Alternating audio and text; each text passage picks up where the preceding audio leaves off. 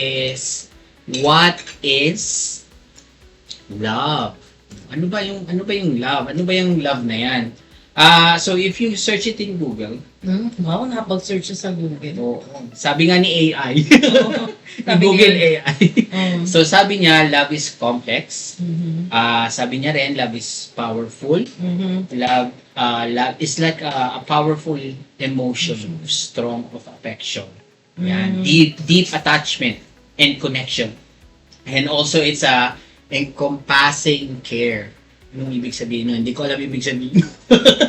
And also unselfish concern. Sabi nga nila, di ba? For another well-being. Pag mahal mo isang tao, you will care about that person's well-being, right? Unselfish, magiging unselfish ka. Di ba? Sabi nga nila, love is, if unselfish ka, Selfless. blind. Ay? Kasi busy kumakain.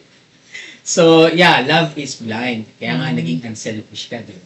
Oh, okay. Right? Kasi hindi mo na nakikita yung Yung mali at tama dun sa tao. Ah, You just love that person. yes. Wala ka ng reasoning. Yeah. Parang gano'n. Yeah, love is involving intimacy, commitment. Mhm. Yan ang mga definition. Yan ang definition eh. Nakita mo? Mm-mm. Oh, yun yung nakita ko anyway.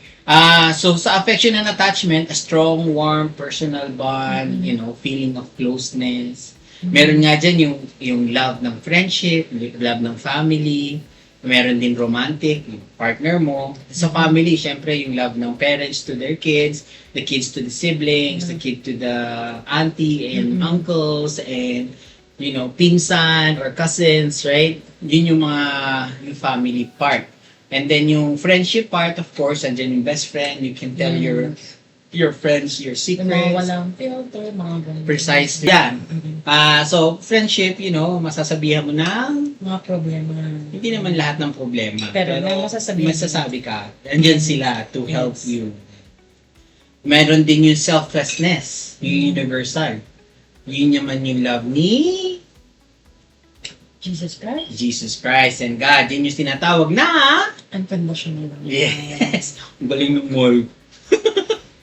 Hindi namin hindi namin pre-practice to Okay, so yun yung definition ng love sa'yo, para sa'yo. Ano ba yung love for you? Naalala ko, nung grade school ako, ang lagi kong definition ng love, yung sa mga, anong tawag doon? Oo, yung, anong tawag doon? May tawag. Slam book. Oh, slam I book, always yes. put there, Yeah. love is like a rosary, full of misery. Wow! Lagi kong nilalagay. Oh my gosh, no?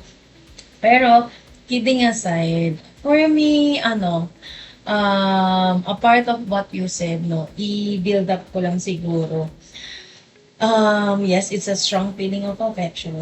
Pero when you're being in love, it's like a posture of your heart, wherein what I mean of posture of your heart, it means andoon yung patience mo, yung grace, yung kindness, yung humility, yung mercy, yung parang you're being selfless as well on that specific person na you're in love with, kahit na kahit na family yan, or your partner, or your friends, still, it's a form of affection na parang kayang-kaya mo silang pagpasensyahan.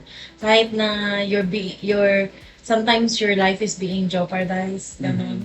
Pero, meron kang hindi maintindihan, madali sa'yo ang magpatawad, madali sa'yo na mag-extend ng grace. Kaya nga sabi ni Mahal kanina na love is blind. Yun. That's for me. Ikaw ba personally, sa'yo?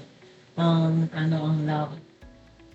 Alam mo, sa dinami-dami na ng experience ko, as a parent, as a son, as a brother, as a sister.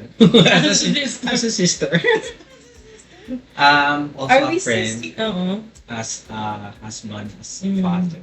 Mm-mm. Alam mo, dun yung sacrifice. Yeah, you always sacrifice, yeah, to the people you love. Yung sacrifice is Mm. to the point that you're happy kasi you see them happy. Mhm.